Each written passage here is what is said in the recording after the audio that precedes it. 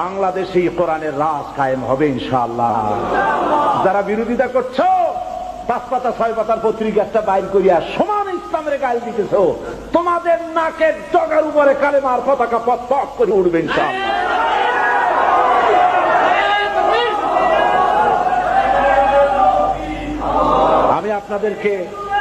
আমি আপনাদেরকে বলবো, বাংলাদেশকে ভালোবাসুন, বাংলাদেশকে ভালোবাসুন, বাংলাদেশকে ভালোবাসুন।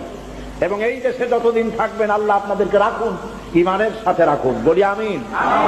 হিন্দু সংস্কৃতিতে ডুবে যাবেন না, মুসলমান পরিচয় বেঁচে থাকুন, বাংলাদেশকে ভালোবাসুন। জীবন এবং মওতের ফয়সালা আল্লাহর হাতে, কারো কোনো ব্যক্তির হাতে মৃত্যুর ফয়সালা নাই।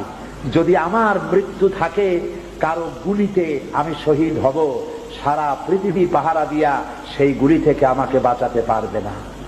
আর যদি আমার জন্য কোনো গুলি আল্লাহর পক্ষ থেকে বরাদ্দ না থাকে, সারা পৃথিবী বৃষ্টির মতো আমার প্রতি আমাকে লক্ষ্য করে গুলি ছুড়লে আমার একটা পশমও হেলাতে পারবে না। এটা আমার ঈমান।